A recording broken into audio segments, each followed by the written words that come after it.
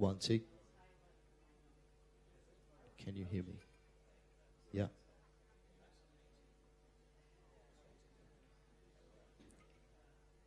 Hi.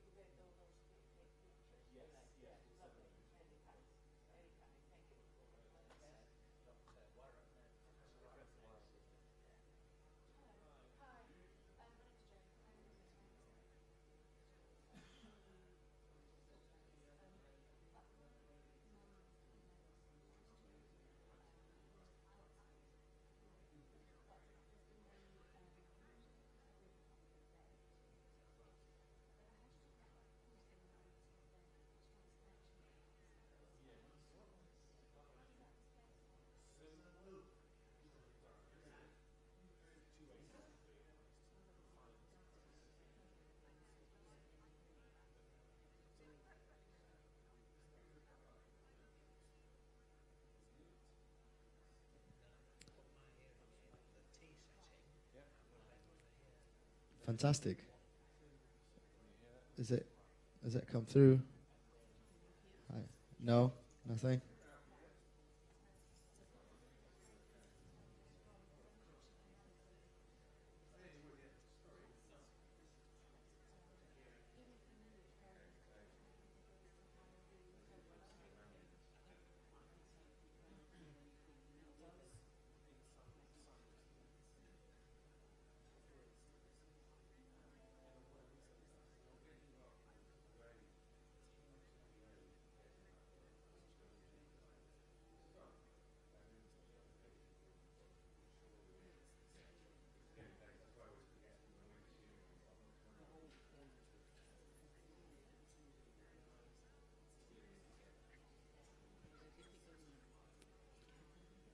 Testing 1, 2.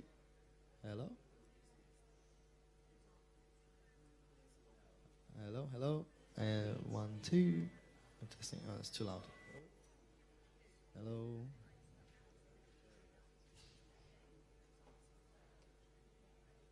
Did you see the channel it's going into?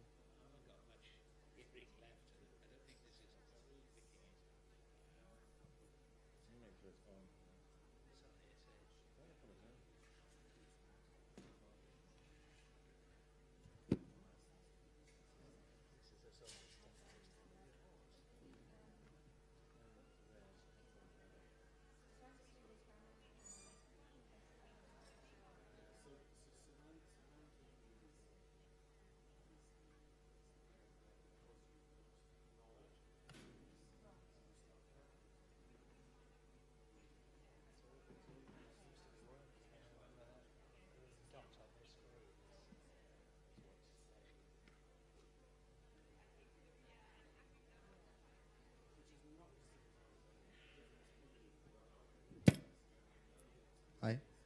1, 2. Testing 1, 2.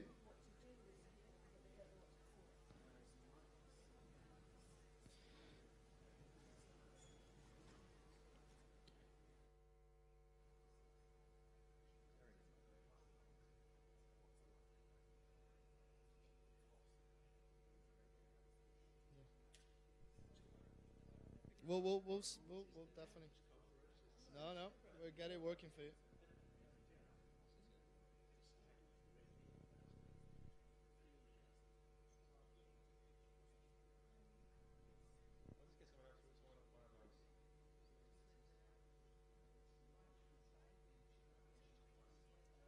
Phone's level here.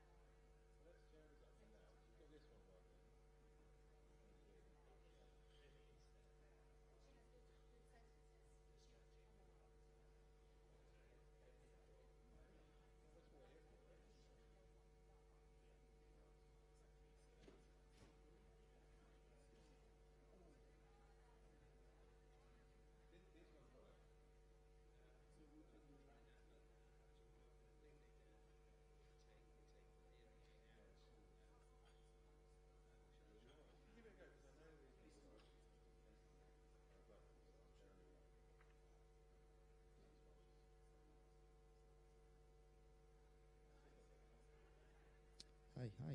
1, 2. Hello. Can you hear me? Yeah?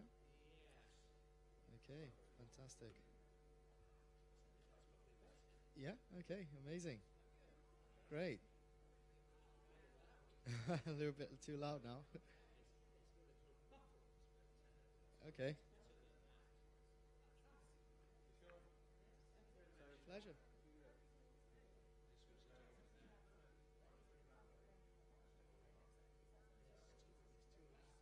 It's too loud.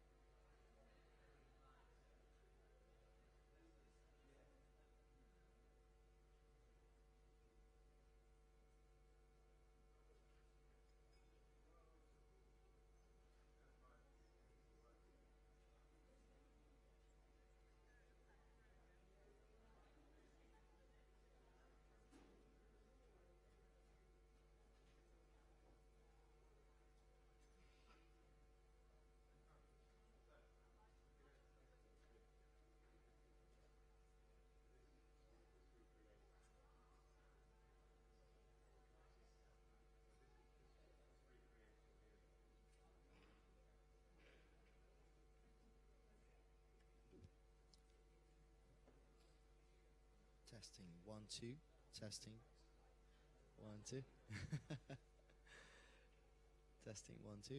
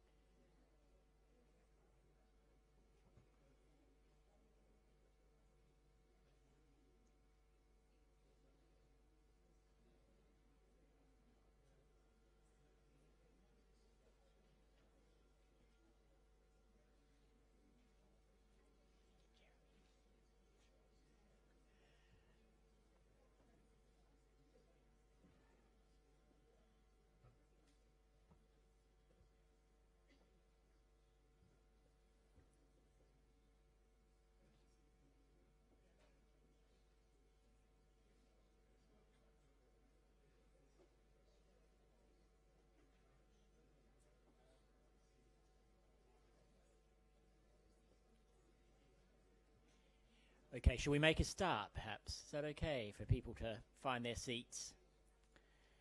Um, First thing to say is to extend everyone an extremely warm welcome. It's very nice to see old friends and also new faces. And the group as a whole, I think it's fair to say, is thriving at the moment. And that's a very, very nice thing to see. So very warm welcome to all of you. And I do hope that you find today useful. I'm Jason Warren. Some of you, I think, will know me, will come across me probably mainly in the clinic, and also behind the scenes and a bit more in the research that many of you are helping with.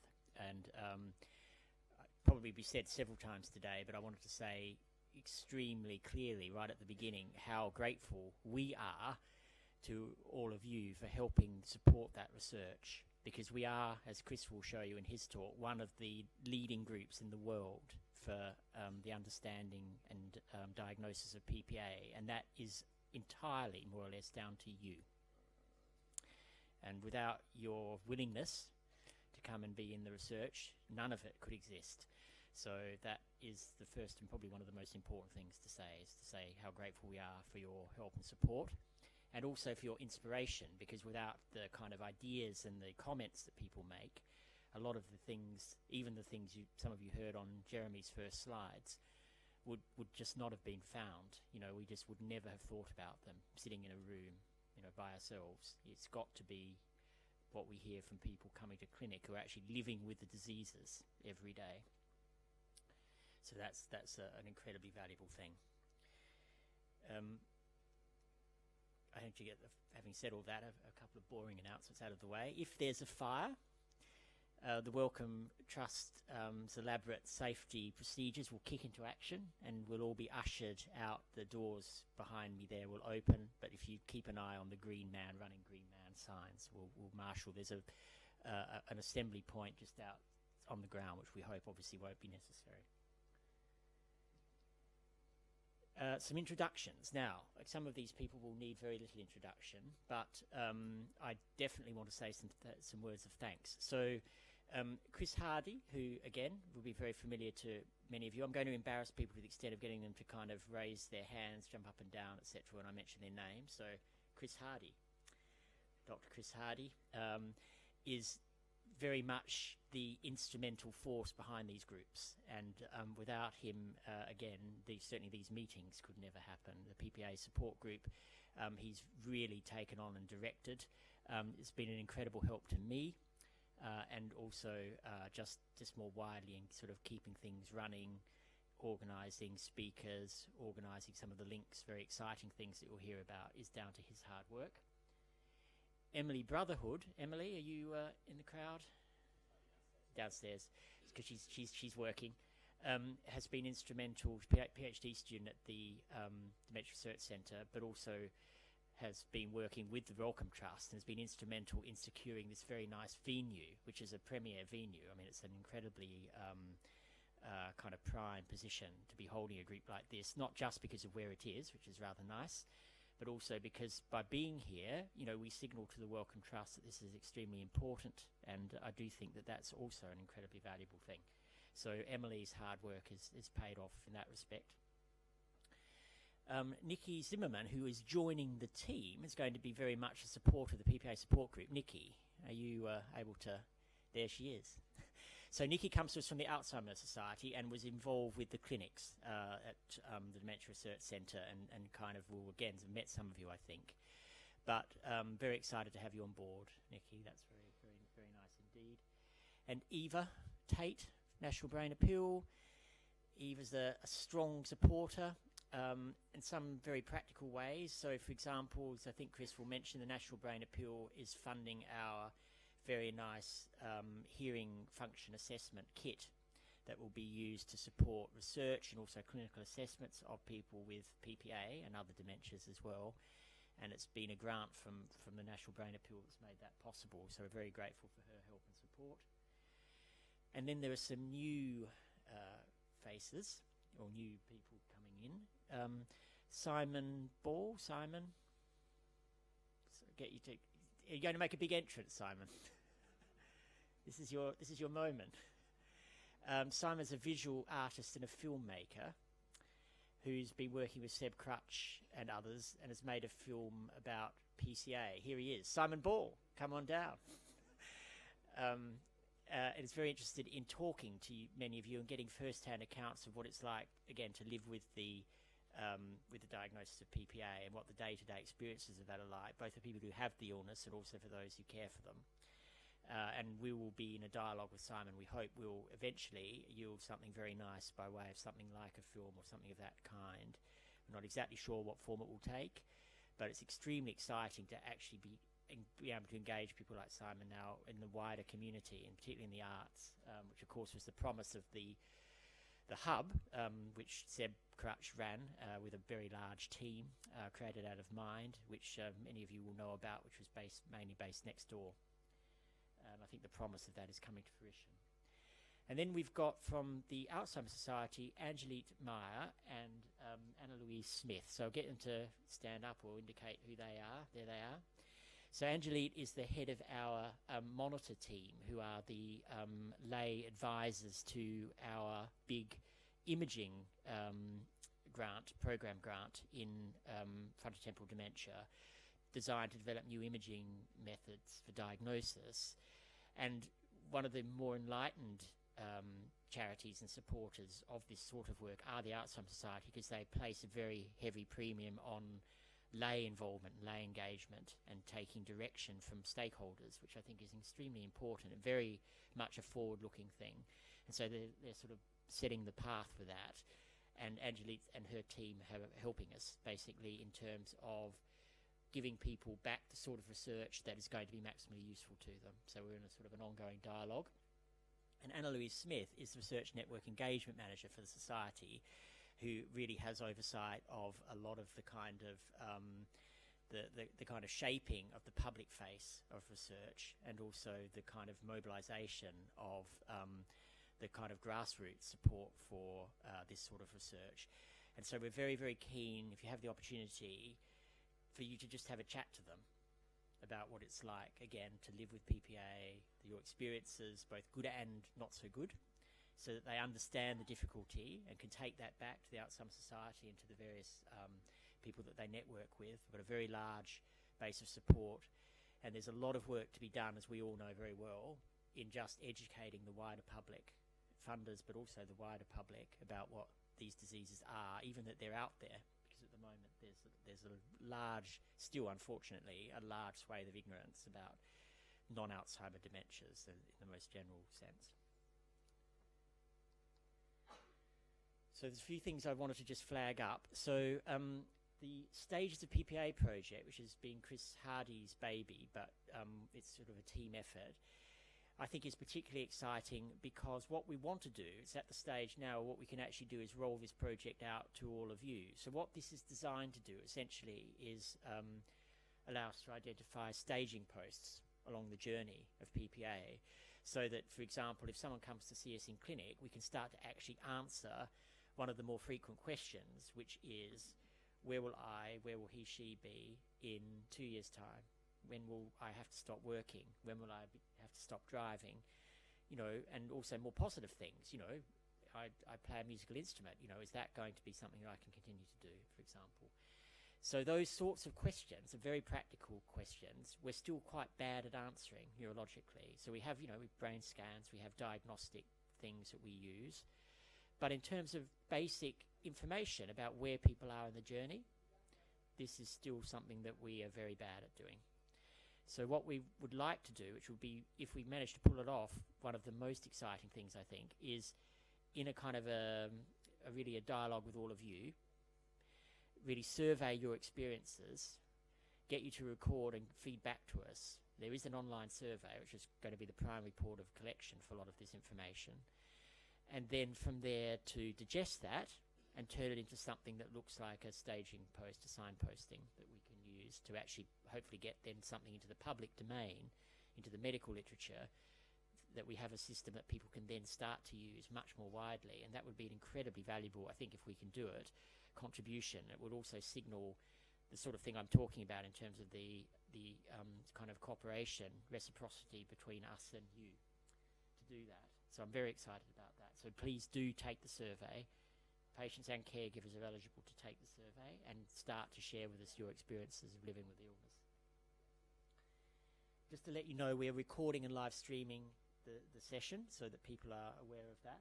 The other thing I meant to say, I should have said at the beginning, is that there are various helpers positioned around the place. They're wearing yellow lanyards, Okay, so these are the people to approach if you have queries, you need some help, and they are kind of around. I won't get them all to signal who they are, but they're around. I think it's rather interesting that we've managed to come up with a tongue twister. Try saying yellow lanyard 5 times fast. It's quite tricky. It's not deliberate, but it's a tongue twister. I have great trouble with that one. There's a cello concert. Now, the person who's giving the concert is Elia Benhamou, who's one of the PhD students who's just starting work. Some of you will have met her, I think, who's in the newsletter. So it's one of the introductions in the newsletter. But Elia is a cellist. And the reason she's not here today is because she's touring China playing with an orchestra, playing her cello. So she's a proper cellist. And the concert that she's giving on the 21st of this month, which is at UCL, in the Haldane room at UCL. It's a very nice venue at 7 o'clock. I'd strongly recommend, I think tickets are limited. I think there are about 100 tickets on offer. But I'd strongly recommend that. It's a fundraising concert, so the proceeds of that will go to support this group and our rare dementia support more widely. It's a successor of Chris Hardy's efforts with a triathlon going back a few years. This was meant to be a cello triathlon. I'm not sure if it will be, but it's that sort of theme, same sort of theme. And also, we want, for the first time today, we're trying to get more organised about feedback. We want you to all tell us what you think about this meeting, whether you feel it's been useful, not so useful, how it could be improved, etc. There will be feedback forms to fill out before you go today. So please do fill out those forms. Right, so we're almost ready to kick off, I think. So that's the agenda for today. The next order of business is Chris Hardy's overview of PPA. Then we've got lunch scheduled between 12 and 11. We'll try and 12 and 1. We'll try and work to time. And then between 1 and 2, what we're trying to do is sort of picking up on some of the feedback that you gave us at the last meeting, is give people a bit of choice.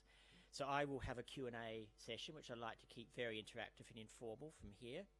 But there'll also be small breakout groups for people that feel that would be more useful to them, where they will be able to meet and discuss some of the aspects of PPA, sort of diagnosis, treatment, care, support, living with the disease, and a number of different themes. So I don't know if a show of hands, how many of you may have been involved with this exercise at the last meeting? Were any of you involved with that? Yeah, so it's building on some of the experiences and the feedback we had, which was extremely useful, some of which has found its way into the newsletter, so I'd urge you to have a look at that.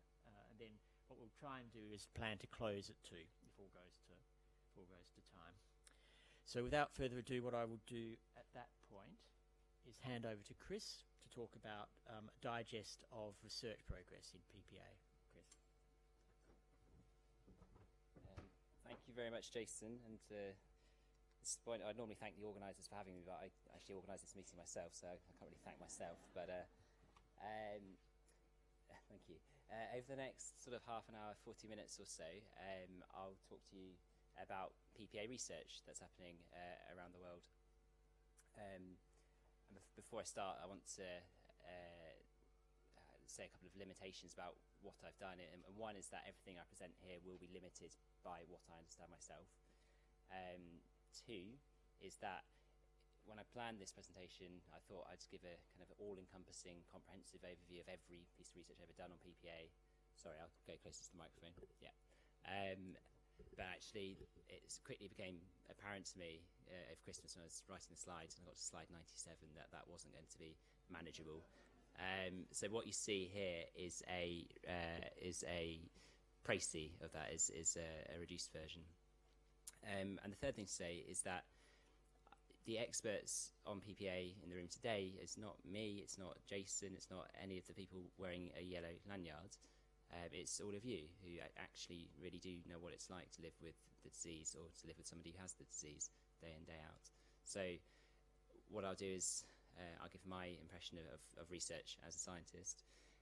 And I think that as a scientist, that's one of the most valuable things I can do, is to try and help all of you to understand the research that we do and our colleagues do around the world. So just to give you a very brief outline of the talk, I'll quickly run through the history of PPA research, because I think it's helpful to understand where we're coming from. the vast majority of the talk will be focused on the current research, the research going on around the world at the moment, and I'll finish briefly by talking about future directions as well. Just to say, I know that it can be really difficult to follow presentations at the best of times, and especially if you have a disorder that affects language and if it affects your ability to understand speech. So what I've tried to do is I've tried to kind of highlight in red slides which I think are particularly important. So if it's really difficult to follow, then the slides that you see with the red background are the ones that are the most important to focus on. So just running through a brief history of PPA. So the three gentlemen you see pictured here, Paul Sarier, Arnold Pick and Henry Head, they were all psychiatrists or neurologists working in Europe at the end of the 19th century. And these were really, going back through their writings, these were really the people who made the first observations really about what we now understand PPA to be today. And looking back through some of those writings, you see descriptions of people who had what we now recognise as things like semantic variant PPA. And they were really kind of ahead of their time in recognising that dementia is not this global syndrome, that you can have these very focal syndromes that affect language specifically. Moving on to the end of towards the end of the 20th century, these are the two kind of pioneers really in the field, one of whom is terrifyingly sitting in the audience today, so Professor Elizabeth Warrington.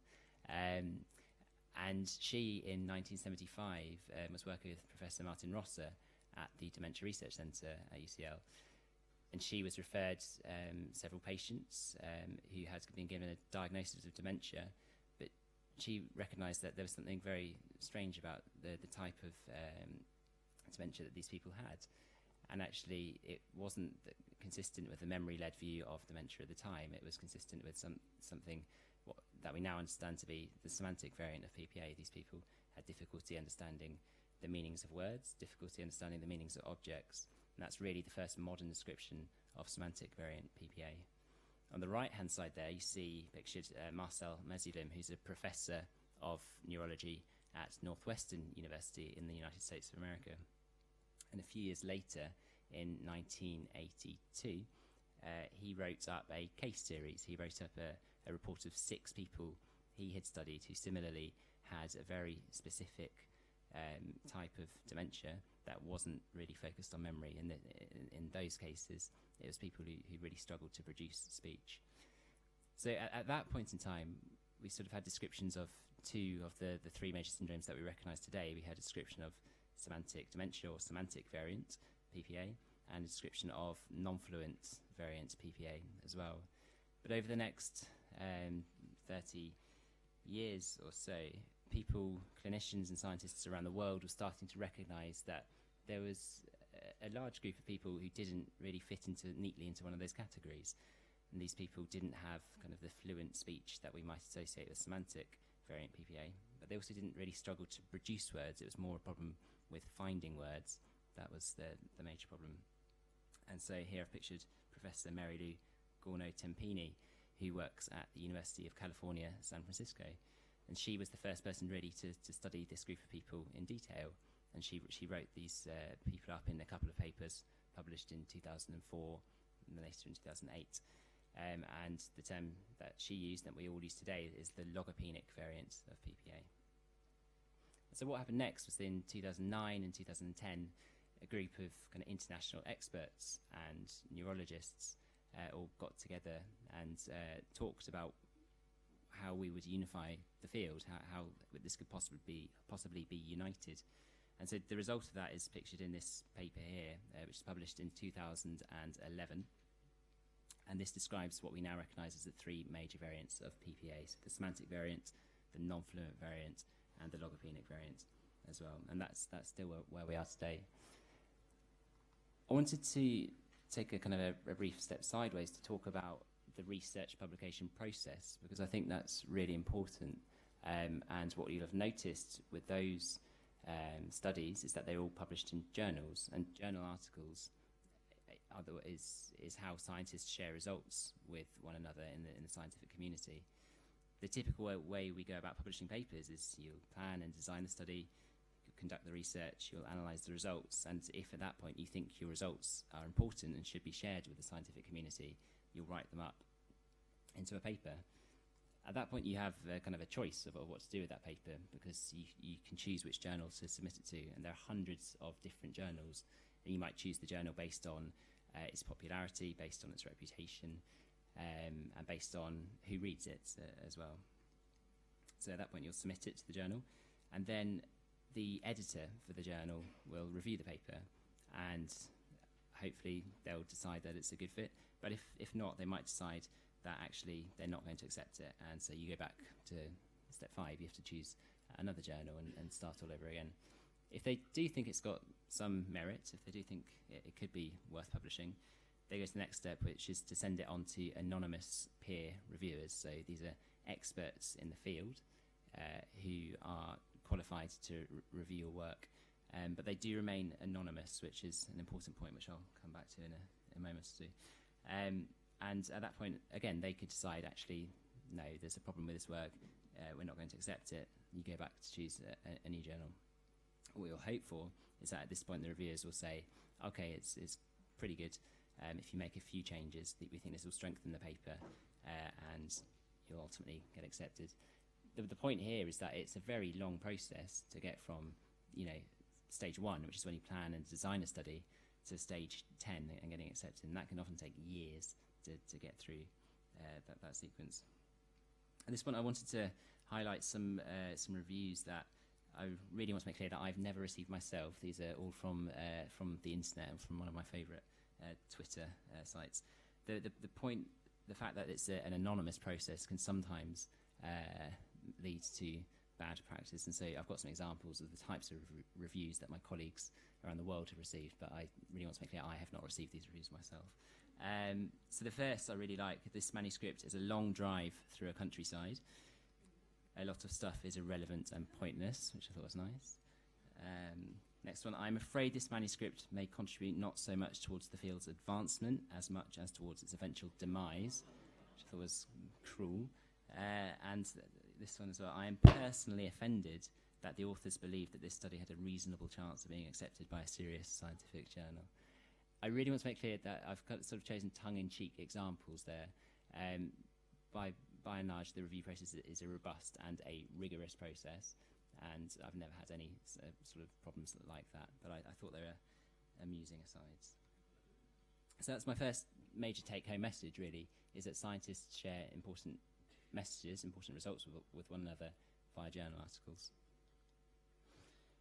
So thinking about where that leaves us now, I actually thought that looking at journal articles in more detail would be a really good way of showing that information and showing all of you how far we've come and how far we've got left to go.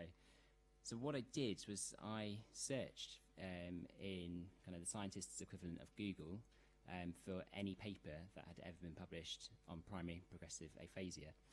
And I'll talk you through the slide in a moment.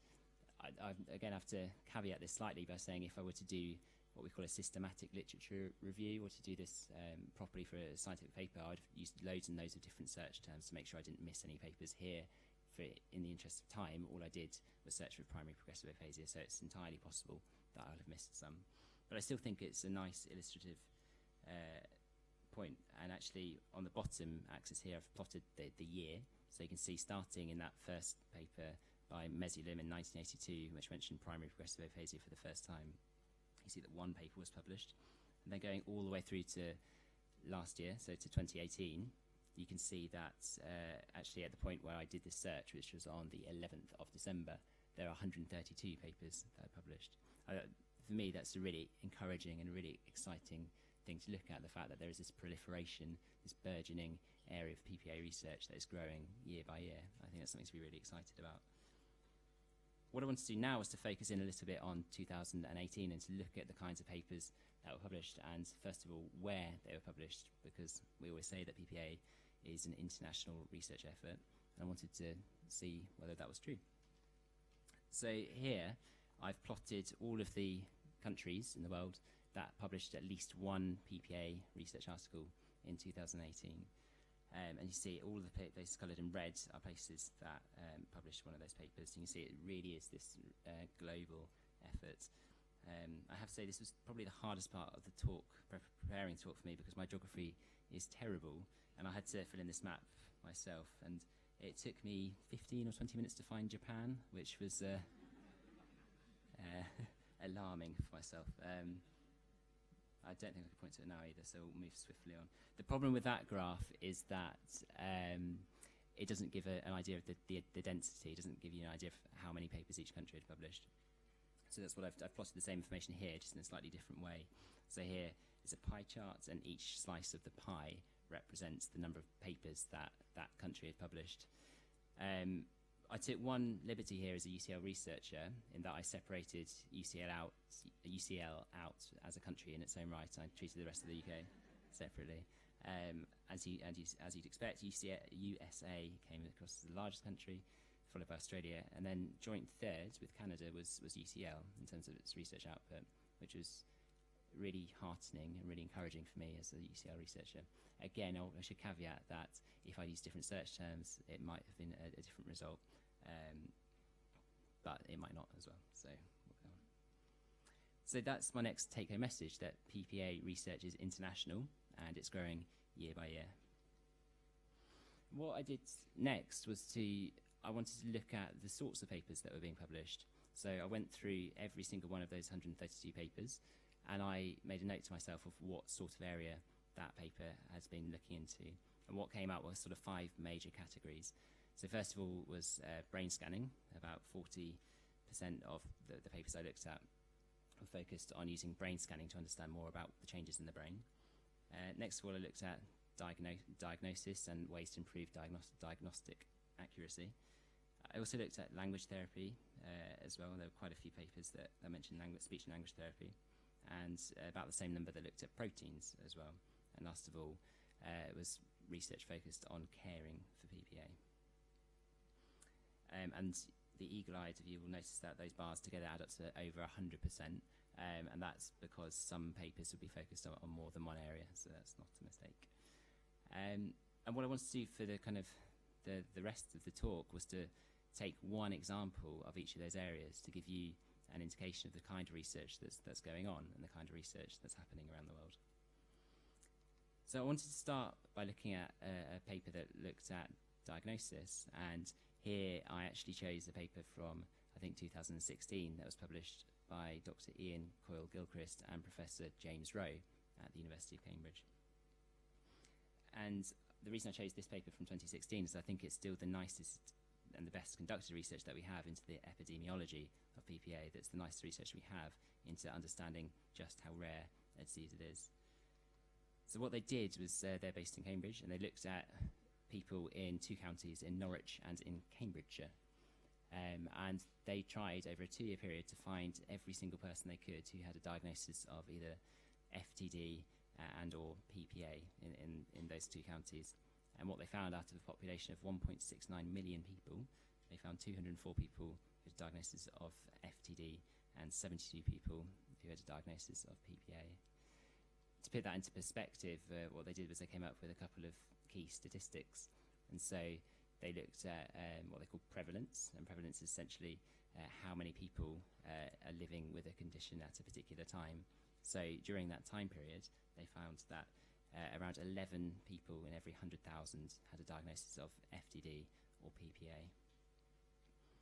Another statistic that they came up with was the lifetime risk for the disease, and this really gives an indication of how rare it is, because this is lifetime risk can be thought of as the possibility of somebody without a disease getting it at some point in their lifetime. The number they came up with for PPA was 1 in 742. And to put that into context, I thought I'd compare it with cancer, which is a disease that we'll all be familiar with. The lifetime risk for cancer is 1 in 2. So that really, I think, hammered home to me just how rare a condition we're dealing with, how important it is that we do good, well-conducted research internationally. So that's the next take-home message. The lifetime risk for developing FTD, which includes PPA, is 1 in 742. I want to move on now to speech and language therapy. And I think this has been a burgeoning area of research even since I started. I started my PhD in 2013. And even at that time, I think there was still a reticence or a reluctance from clinicians to refer people to speech and language therapy, because the idea being, this is a degenerative disease. What's the point in referring somebody to have a therapy? This is only going to work for people who have an acute brain damage like stroke. But actually, there's been a sort of a frame shift, even in the brief time I've been working with PPA. I think it's really exciting that we are now starting to recognise that speech and language therapy can sometimes help people quite dramatically. And because there's been this proliferation of that research, there are lots of studies I could have chosen. The one I did choose is from the University of Texas, and it's led by Dr. Maya Henry, who is formerly at the University of California, San Francisco as well. The reason I chose this study is because I saw her presenting these results at a conference in November, and I thought they were just really exciting, so I thought I'd share them with you as well. So what Dr. Henry did was she took 10 people who had the non-fluent variant of PPA. As we all know here, people with non-fluent variant PPA can really struggle to produce speech, so that's what she wanted to focus on in her rehabilitation program. So she used sort of two strategies really. So she used something called script rehearsal, where each person would produce a script of what they wanted to be able to say, or they actually produced several scripts that they rehearsed. And then they would rehearse that script initially with the help of a clinician, but then later just by themselves at home. And that therapy was combined with something else called speech entrainment, which had been shown to be very successful in stroke rehabilitation. And here the person watches a video of somebody else mouthing the same words that they want to say. And those two strategies combined proved to be really quite successful. So on this graph here, which I've sort of remade from her paper, you can see, if you look at baseline, so if you look at the number of words that people were able to produce correctly at baseline, so before any sort of training, they're sort of around the 40% mark. Then after treatment, it goes up to 90%, and perhaps most excitingly of all, that seems to stay. That seems to be consistent over time, even though there is a degree of fall off as well. And so I think that's potentially really exciting.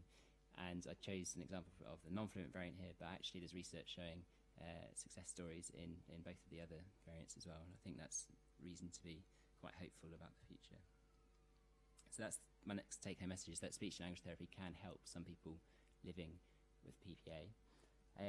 One thing we've talked about as a group is actually to try and theme a whole of one of these meetings around speech and language therapy, and it's something that we're really keen to do, and I'd welcome any suggestions of how to do that. But watch this space, because we're absolutely hoping to organise something at some point at a future meeting. I wanted to talk about proteins next, and this is a really, really important area of research, and perhaps also one of the most nebulous. The work here was conducted at the University of California, San Francisco, led by Dr. Eduardo Spinelli and Professor Mary Lou Gorno-Tempini, who I mentioned earlier. And here they took 70 people who had a diagnosis of PPA in life, and then who had made the incredibly generous donation of their brains to research after they had died. And what the researchers did was they looked at their brains to look at the specific proteins that had caused the person's clinical disease, the proteins that were driving each person's PPA. I wanted to share those results with you, but also, again, need to caveat this slightly by saying 70 people is not a huge sample really, especially when you break it down into individual subtypes of PPA. And actually, I'll talk us through how their results differ slightly from what we've seen previously, but I still think it's illustrative and informative. So firstly, they looked at all the people they saw who had a diagnosis of logopenic aphasia, and what they saw when they looked in their brains was that the proteins that caused their PPA were the same proteins that we see in typical Alzheimer's disease. So the only difference here being, in typical Alzheimer's disease, we see proteins that cause that sort of deposited in the memory parts of the brain. Here, those same proteins were being deposited in the language parts of the brain. That was driving, presumably, the clinical syndrome in these people. So at UCL, we think it's probably about 80 or 90% of people with the logopenic variant who have Alzheimer's proteins, and it's a different protein in the remainder. Moving on to look at the semantic variant of PPA, here we see a completely different pattern altogether. And here I've used two different colours to represent that there are essentially two different classes of proteins that are driving the disease. So here we have two different types of frontotemporal dementia proteins. So type 1, or TDP43, and type 2, or tau. And the vast majority of their cases were driven by this TDP43 FTD type 1 protein. And that's similar to what we see at UCL as well. Again, looking at the non-fluent variant, we see a completely different pattern again.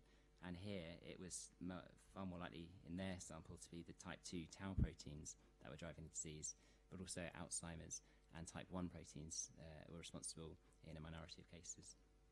And I think in our experience at UCL, we see sort of more parity between the type 1 and type 2 proteins. And finally, looking at people who had a diagnosis of a PPA, but one that hasn't met the criteria for one of the major variants of PPA. So someone has a problem with language, it's degenerative, but they don't fit neatly into one of the criteria that we talked about earlier. And in these cases, any one of the proteins or protein problems could have caused their disease. So I think let's take a message here that different proteins can cause the same types of PPA, and I guess vice versa, the same type of protein can cause different types of PPA.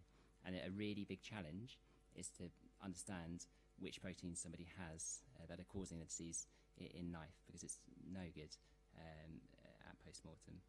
And one of the things that, one of the major challenges for research for the future is to be able to come up with new technologies that help us to identify which proteins are causing a person's disease.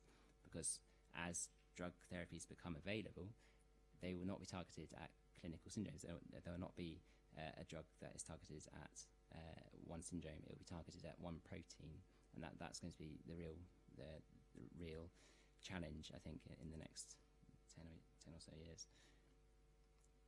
So to that end, one major advance has been in brain scanning technology. I think even since I started my career in science, there have been huge leaps forward in what we can do and how we can see the brain in what's now exquisite detail, really. And what the researchers here have done, and they're based at the Mayo Clinic in Minneapolis. It was Dr. René Itiansky and Professor Keith Josephs. And what they did was they used a radioactive tracer that's injected into the person, and then it's designed in such a way that it travels and seeks out a specific type of protein, and if it finds it, it binds to it. And then when you scan the person, you can see that glowing in the resulting scan. So it's a really good way of predicting which kind of protein a person has. It's incredibly difficult to design these tracers, but it's something that's been proven very successful in Alzheimer's disease, and is now starting to be used in PPA and FTD research as well. So what they did was they took a group of people who they suspected might have these type 2 proteins, and it's a long background to why they suspected that, but these people had a very specific diagnosis of primary progressive apraxia of speech, which previous research had shown is more likely to be linked with these type 2 proteins. So they wanted to see whether or not they could see that on a scan. So first, I've got an image here which shows what happens in the healthy brain. So this is one of the healthy subjects from their research, and you can see there is some uptake to the tracer. You can see these really bright spots in certain areas, but that's quite normal for this kind of tracer. If you compare that to this image at the bottom, you can see these much brighter areas, and the reason that these areas are much brighter is because that tracer has travelled to those proteins, has binded to them, and that's what you're then seeing when you're scanning them. And I think that's potentially really exciting, because the idea is that if you can see during life which proteins might be driving a person's disease, then you might be able to say, oh, that person needs this drug in a trial. I think that's potentially very, very exciting. So that's my next take-home message, is that new technology is making it possible for us to predict which proteins are causing a person's disease. So next I wanted to focus on kind of the last area that came out of my mini literature review. And this was research looking at caring for PPA. And I hope you'll forgive me here, but I didn't choose a paper that's already been published. I chose something that Jason mentioned earlier, and this is our work on designing stages for PPA, because this is something I think is really important. So this is work done by us at University College London, and it's work really done by all of you, because we've already had a huge number of responses from many people sitting here to our survey. That survey will remain open to the end of January, and I'm only sharing some very, very initial results here, so it won't prejudice your responses at all. And it would be incredibly helpful if you could fill that out. It would really help our research. What we found so far is, what I've tried to do here is I've looked at kind of very simply and very briefly the responses we've had so far, and I've made these word clouds based on the very, very earliest symptoms that people can remember about themselves or about their spouse or partner, and so on. And what these word clouds do is that the bigger a word is, the more times it's been mentioned. So here we're looking at the logopenic variant of PPA, and what you can see is that by far the most common initial symptom was problems with word finding, which is what we might expect. But what we might not have expected at first pass was these problems with things like anxiety and hearing, spelling, reading and concentration. I think that's potentially really informative and just illustrates what Jason said earlier about we really, really need to learn from you, because those aren't necessarily things we would have anticipated coming out ourselves. Going on to the non-fluent variant, again, problems with speech emerged as the key salient difficulty, but actually things like yes-no confusion, spelling difficulties, word-finding problems, and again, perhaps things that we might not necessarily have thought about, including confidence, humour and hearing, also all emerged as early symptoms of the disease.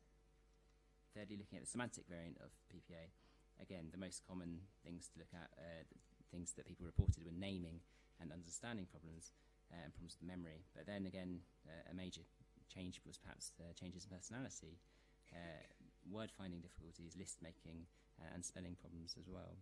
And so I was really encouraged looking through these responses very, very quickly and very initially, just to prepare for this presentation. But I've been really amazed and really encouraged by the responses we've had so far. So thank you so much, those of you who've done that. So that's my next take-home message, that we will create stages that describe common symptoms and rates of progression in PPA. I'm nearly done. I'm conscious I've been talking non-stop for a long time now. I just wanted to talk very, very briefly about what might come next and what is going to happen in the future. I think really there are sort of three major challenges. The first of which is that we need to understand more about the diseases, right through from the level of what symptoms people are having, why they're having them, what changes are happening in their brain, right through to kind of the molecular level in terms of which proteins might be driving a person's problems. And that goes back to the research on proteins that I showed you earlier. I think, like I said, in the last 5 or 6 years even, there's been a lot more focus on speech and language therapy and rehabilitation, and I think that's really exciting and really, really important. And I think that research is absolutely vital in terms of how we can help people living with the diseases today. Thirdly, I think what we'd all like to see is drugs trials and disease-modifying therapies that can help cure the disease, that can help prevent the disease. And with regard to FDD proteins, these are likely to start with genetic forms of the disease. But if they show success, then we absolutely hope that they'll be rolled out to people who don't have genetic forms as well. And just to finish on a bit of a positive, this is, I think, some of the most exciting research that's happened in the last couple of years. This was at the end of 2017, and it was work done in a different neurodegenerative disease. So it's not PPA, it's Huntington's disease. And what happens was Huntington's is a genetic disease, and the researchers had designed something that essentially travels to the genes in the brain and turns the genes that are creating proteins off, so that the bad proteins that cause the Huntington's disease are not being made anymore. And those results were published and caused a great deal of excitement. And what's happening now is the researchers are looking to see, okay, so we can lower the level of protein safely. Does this have a clinical benefit? Does it stop some of the symptoms that we hope it would? And I think it's really, really, really exciting, because this technology is something that just would not have been feasible, would not have been possible sort of 5 or 10 years ago. So I think it's a real reason to be hopeful for the future. So that's everything I want to say. Thank you so much for taking time to listen. I'm sorry that was so long and so dense. You've got all my notes, and I'm going to circulate an updated version as well after the meeting by email. And I'm happy to answer any questions that you have now as well. Thank you.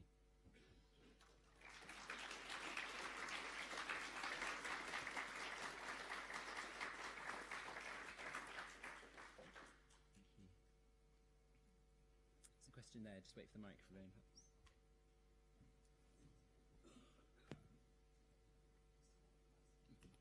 During the research, how do you cope with the fact that the sufferers you may be investigating are at different stages? I mean, especially when you've only got 70 people, for example. Some may be in the first year. Yeah, and some it's such a great question. It's really difficult, and we don't really have a perfect answer to that. What we try to do is to control for what we call the disease stage in our analyses, so we can incorporate how many years somebody's had since their diagnosis as a proxy for how far the disease process is going. That's not perfect by any stretch, because as we all know here, different people with the same kind of PPA can progress at completely different rates, and it's a real problem that we don't really have an answer for. It's possible in the future that we could use what we call biomarkers, so kind of the levels of proteins. If we can get really good ways of measuring that, we might be able to incorporate those into our analyses.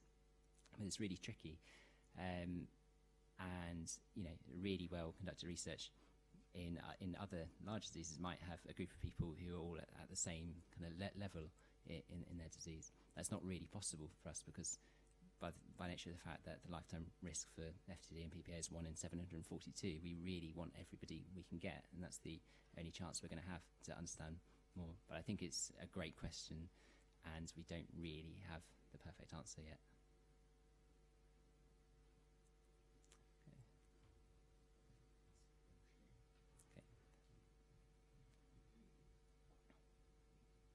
Chris, you might look at those 2 bits of data that you gave us about prevalence, 1 in 742, as compared to 1 in 2 for cancer.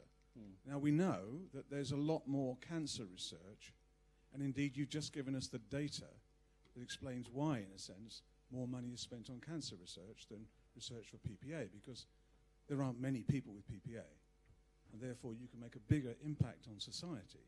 That would be one analysis. Perhaps another analysis would be, because there are so few people, it really makes it's really important to make a difference to the lives of those people, and you can do it much less expensively, for example with speech therapy, than you can for trying to change the lives of everyone with cancer, because there are so few people. Do you think that sort of argument would work with NICE? I've never had any success with NICE myself. What I would say is, I think those comments are fair. I also think that PPA is really significantly underdiagnosed, and I think the problem is to do with awareness. And I'm sure many people here would have had experiences of going to a GP and being told it's stress, it's anxiety, it's problems with memory, you're just getting old, And actually, one of the things we can do is to really help other people, other health professionals, understand this is a disease that affects language specifically. The other thing that paper showed us, which I didn't really present, was the fact that actually we think of PPA as a younger onset disease, which is true. It affects people at very young ages, but it also affects people much older, and that's not recognised very commonly in the literature. So that's a roundabout answer, way of saying I agree, and I really think, as I said a couple of times, I think speech language therapy is really, really important. And I think we could do a lot about that here with the group. And there's a question here, Rachel, just to... Yes, it was again on speech and language therapy. There are speech and language therapists in virtually every area, but I suspect that very few are sort of geared towards PPA, and what can be done really to make that speech and language therapy relevant for people with PPA, because I think it's quite a difficult area for those who are not trained in it to immediately understand. And are there any programs for training speech therapists? So there's one coming, essentially. So a colleague of ours, Anna Volkmer, who's spoken at the group before and is a PhD student of Jason Warren's, she's designing an online training program for speech and language therapists to work with people with PPA. Not yet. I think it's in trial form at the moment. It's being trialed. It will be available soon, and you will be, of course, the first people to know when it is. Jason, do you have a comment? Yeah, I wanted to pick up the previous comment as well, but just to pick up on this latest comment, the level of ignorance and lack of understanding of PPA, even among speech therapists, and I'm sure if Anna were here, she'd be more strident than I'm being now, is breathtaking across the UK. She's published it now, surveyed speech and language therapists, and even among the people that she surveyed, or every speech and language therapist in the United Kingdom, and even among the people that responded, which of course is a self-selected group, because a lot of people just, the ones who really are out of touch won't even respond to the survey. There's widespread ignorance, and actually, the kind of models that are used to treat stroke are totally unsuitable for PPA, which everyone in this room knows, but is not widely known by the sort of health policy makers. So, we've got a lot of work to do, but Anna is incredibly dynamic and actually is very good at spreading the good word, and I'm hoping that, she will, we hope, we'll retain her here, will become our dedicated speech therapist. But aside from her contact with people coming into the clinic, of course, that's very valuable, we'll also spearhead the education, and over time we will change that situation. But it needs totally different models, and I'm sure that some of the Maya Henry work that Chris has presented is echoing and showing the way forward for that. The point I wanted to make about the initial comment there, which is a very incisive comment, is that, of course, PPA has a significance and an importance which is totally disproportionate to its rarity. And actually, I want everyone to really feel that, we're not just dealing with a rare disease. It doesn't really matter, because how is it ever going to be important to governments and health policy makers if you've got a lifetime risk of 1 in 700 compared to 1 in 2 for cancer? Because what PPA illustrated, and actually Professor Warrington and Professor Meshilam picked up on this, were the first people probably to lead the way, is it teaches us about selective degeneration of brain cells, and the fact that brain cells can be targeted very specifically by proteins and can give very specific problems. So that, in other words, dementia is not just brain rot, which unfortunately in some areas of society it's still probably interpreted as that. And that's a totally wrong model. And until we ditch that model of dementia, not only will we not be able to diagnose and treat PPA effectively, we won't be able to diagnose and treat Alzheimer's disease effectively. And so what PPA should be doing is sounding a clarion call to the people that work on Alzheimer's disease. They need to look to PPA to understand how it is that brain cells can be selectively targeted. And if you look at the lifetime risk of Alzheimer's disease, it's quite a bit higher than 1 in 700. It's probably getting up close to cancer, I would guess. They'll be in parity. So, PPA needs to be seen, I would argue, in that context, as well as the importance for the people that actually have it. It's nearly time for lunch, so perhaps 1 or 2 more questions. So 2 more questions. Yeah. Hi, Rosie. Yes, I just wanted to really support what Jason and the other questions, the question at the front, about the lack of awareness of what, in fact, speech and language therapy is and what it can do to help in this condition. We've read a lot of the research papers which looking at the addressing the impairment, i.e. exercise-based therapy, which aims to preserve function, which has a place, and there's certainly evidence that it can help some people. But I also just want to I want to welcome your offer to have a meeting focused on speech and language therapy, just to make people aware of what we can do in a broader sense to support. And also outside the NHS, I lead a charity in Surrey. It's the third sector charity, and so there is provision out there. It's very small. We can't possibly meet all the needs, but we are doing quite innovative work to support groups of people with PPA, because I think bringing people together who are at a similar stage of the condition is actually one of the most useful things you can do. And that's backed up by the fact that, look at all these people here. There's a great sense of community. People meet others who they know, they catch up with people, and they get a lot of support through that. Yeah. For those of you who don't know her, Rosemary is the head of the charity Discover. She's a highly specialist speech and language therapist, and she's got international kind of recognition for the work that she does with the charity. So, very good person to talk to over lunch if you can find her. Okay, last question. Hi. My concern at the moment is the government strategy to put money into this 10-year programme, which is really nice, but lots of research, I don't know how well carried out it is coming out about the fact that 30 minutes exercise a day, 3 days a week, will reduce your risk of dementia. And it's sort of being portrayed almost as a lifestyle choice. And I'm concerned that that's going to affect the way that you'll be funded. Yep.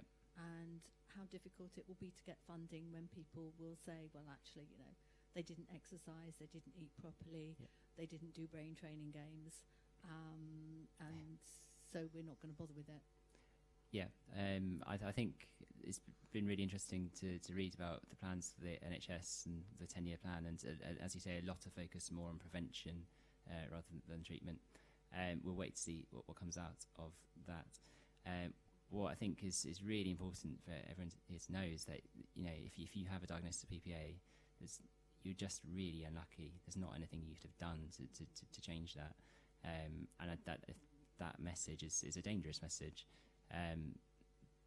So yeah, I do agree. What I would say in terms of funding is actually we're doing quite well at the moment, and our representatives from the Alzheimer's Society, other charities like Alzheimer's Research UK, the Medical Research Council, Wellcome Trust, you know, there is interest and there is funding out there. We just have to get it, and we're doing okay at the moment, largely thanks to Jason. But yeah, I appreciate those comments. What we'll do now is we're going to break for lunch. There'll be a whole nother session after lunch for question and answers with Jason, who's infinitely more qualified than me. But there'll also be time if you just want to continue chatting after lunch. Please do that. There's going to be no pressure to come back here if you don't want to. But thank you again for your time. Thank you for listening.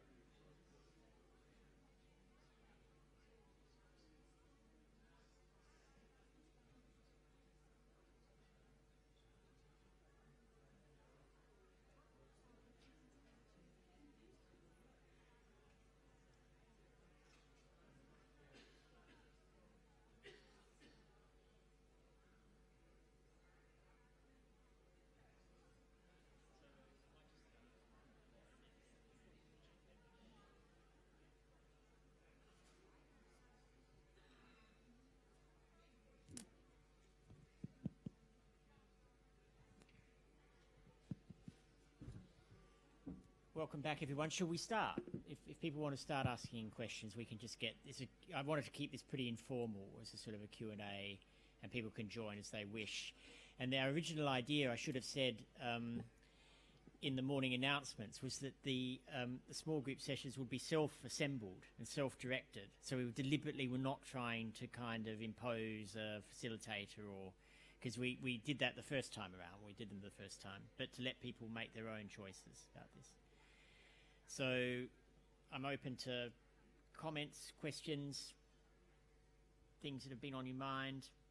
We will be recording this for posterity as well, so we can take it away and we can actually learn from it and have a listen and a think about some of the things you say. So feel free to make comments as well as ask specific questions if you want.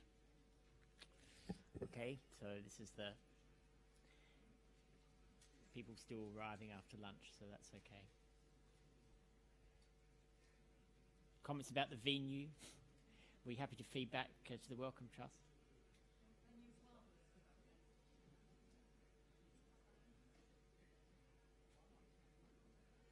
I thought we were on fairly secure ground with the venue, but yeah.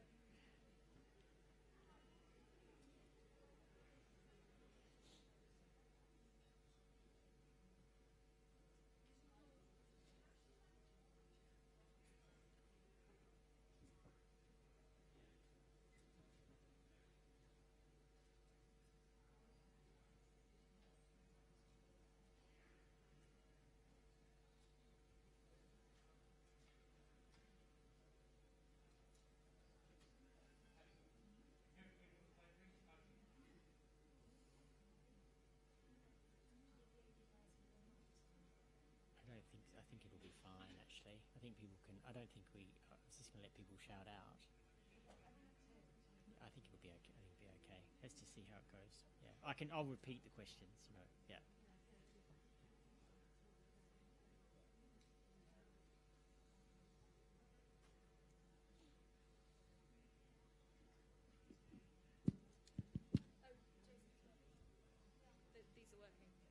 These are working. Is it working? Yes. So if someone can possibly take that around, that would be very helpful. One of our yellow lanyard helpers, maybe, do that. Okay. And this, by the way, is Emily Brotherhood, who was introduced at the beginning. But sorry, I was downstairs registering everybody. That's why I wasn't up here. But thanks, Jason. Yeah. So, do we have a question? Yes. Quite a general thing. I was with the figures that were shown earlier, with the sort of incidence and prevalence and things.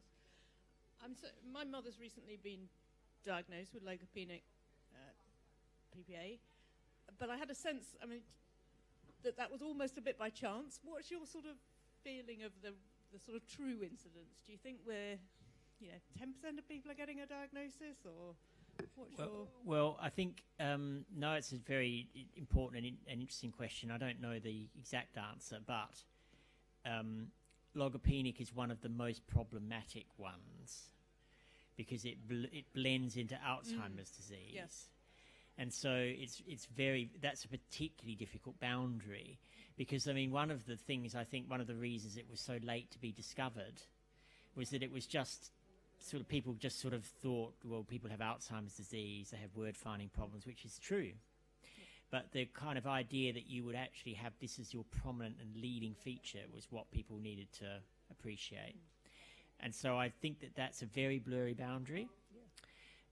The other sort of theme that's come out, which is what Chris was mentioning with respect to this, the Pippin study, the Norwich and Cambridgeshire study, is that it's probably the non-fluent form of PPA is very underdiagnosed in older people, because this has emerged as being essentially a syndrome of older people. And so, in other words, we do see young people with it, and that's the dramatic, people of working age who can no longer communicate or express themselves, have to stop working because of it, are of course the ones that attract attention. But what this study is showing, the epidemiological study is showing, is that there's a reservoir of older people who are probably just diagnosed with dementia or with Alzheimer's disease that actually have NVF PPA or PNFA, and so I think it's possible that the incidence is significantly higher. But exactly you know, it still isn't going to be a common disease, but it's a sort of an unknown, I think, a little bit. Or perhaps it's a known unknown. We sort of know that that there is a larger pool of people that we are not presently diagnosing with it. If that, I don't know how helpful that is, but yeah. I think that's the honest answer anyway.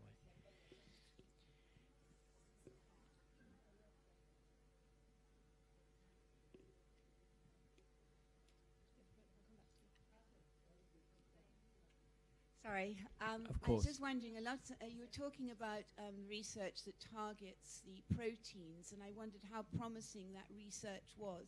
I've seen that you see some things in the press sometimes, and a couple of years ago there was one called aducanumab, which targets amyloid. Now, that appeared almost as to be a miracle drug at the time, which often these things in the press do. But I just wondered, what's the progress on this, and how long do you think it'll be before they find something that successfully targets at least one of these proteins? Yeah. So I mean, I think that it's been an interesting kind of history of neurology, really, the sort of saga of the treatment trials for dementia, and reflecting our kind of different models of how the diseases work. So there is still a lot of interest in the immunotherapy approach, which is the aducanumab trial in Alzheimer's was an example. And that's gone through several generations now of big trials. And what the general theme in the Alzheimer trials, including the immunotherapy trials, has been essentially that they don't work. Now, we don't have the final results back. So there is, and what tends to have happened is a boom and bust where they've been very overhyped. And then a lot of disappointment has followed. And this was reflected actually in sort of sociologically almost in the kind of reactions of the big pharma companies, where there was a real danger, I think, at one point that they were just, you know, abandoning dementia because of this hype. So there is a real danger, I think, and that, of course, the people that are mainly responsible for the hype are the journalists and the media, because, you know, that's their message is to give us, their mission is to give a story, and to obviously you don't want to present a story that's heavily qualified and says maybe there's progress, maybe there's not, because that, who wants to buy a newspaper that says that? What you want to buy is or listen to a news item is where it says new cure for Alzheimer's discovered. So that's probably one of the reasons for the apparent disappointment has been that they were overhyped in the first place, and that what it illustrated was the difficulty of extrapolating research findings from animal models, because a lot of the early promise of immunotherapy was in mice and animal models, to humans, which of course is it sounds trite, but it's worth probably saying that, you know, humans are more complicated than mice, and actually you can do things to mice that it would not be ethical to do to humans in order to find out whether drugs are working. When you want to start treating them, you can treat them in much higher doses, all those sorts of things. So it isn't actually that surprising to a neurologist that there was failure from one point of view, that there wasn't a miracle drug discovered early on. But on the other hand, what that has taught us, I think, is helped us to see just how complicated the scenarios are. And we've learnt a lot about protein biology, initially in Alzheimer's, but also in more generally in neurodegenerative disease. So as the story continues, now what we're looking at is the kind of the next generation, really, of trials. And obviously everyone wants to avoid overhyping them and giving false hope. But, you know, I think there is a lot more kind of specificity and rationality about whether people are designing treatments for particular proteins that actually would have a good chance of working just from first principles. It looks as if they would, because the way they've been designed and chosen. And there are several different examples of this, but it's probably going to be the genetic and the diseases where we know really can be very, very confident about which molecule, which protein is involved, which are going to be the first, where we'll see the first progress, and probably the most promising trials are in those diseases. But there is interest in, so just to give you some examples, for example, in one of the genetic forms of frontotemporal dementia, which also causes PPA, can cause PPA. So these are people with progranulin gene mutations, which is one of the major 3 genes. That we've discovered a lot about the protein biology, and that it's turned out is a protein that seems to be involved in inflammation and wound healing, and so that gives us a potential strategy to use anti-inflammatory and the sorts of drugs that are used as anti-immune drugs to treat that. So those trials are now being started, being designed. And the other completely new approach, which Chris alluded to, which is extremely exciting, is to go right back to the core of the protein problem, which is where the protein is made as the gene is turned on to form the pathological protein, and to do what's called, in the popular press, is called gene silencing, which is essentially the idea that this gene is overactive, it's producing too much of a bad thing, and so you basically give a compound. It's a very specific sort of compound that goes into essentially the DNA signal and switches it off. So in other words, it blocks that signal, it stops the protein being formed, and the idea is you then will give the brain's natural clearance mechanisms for dealing with these abnormal proteins a chance to actually start to clear it out and prevent the nerve cells from dying. So, that gene silencing approach, which is the one that was used in Huntington's, which has been very promising, not proven beyond all doubt yet, so not overhyping it, but it's very promising, is a completely new strategy to the strategies that you would have heard about with the other trials. And so I suppose that's the long-winded answer to your question, is that I think it has been a long time coming, but because of the kind of knowledge and models of understanding of how the diseases work that we've acquired, there really is, I think, grounds for, cautious optimism now that we may be on the threshold of a major sort of revolution in the way we treat these sorts of diseases. So when that will translate to a treatment for the particular disease that might be in your family or in your loved one, I think is not possible to honestly answer. But all I can say is that we can see that these things now are very much on the horizon, and more than that, they're actually starting to be used in human patients. So, I think from a neurologist's point of view, that's an exciting time for the field. But it's been a long time coming, and we have to see it as that. They don't all have a genetic No, basis, they don't. So the much more difficult ones are the people that we know do have pathological proteins, but during life we can't do a simple blood test to say, well, that's your protein.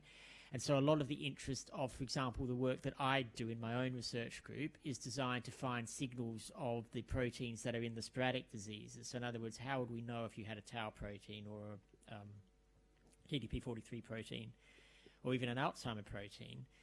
How would we know that you had that? And also, how would we know that the nerve cells had started to accumulate the protein? Because it's one thing to know that it's there, but it's also, in terms of planning treatment, you can't, well, as far as we understand diseases at the moment, we're not going to be treating, people in early childhood. We're going to want to know, particularly if you've got a very powerful, potentially toxic drug, when you have to start treating it, because there may be years and years before this individual is actually going to develop their disease.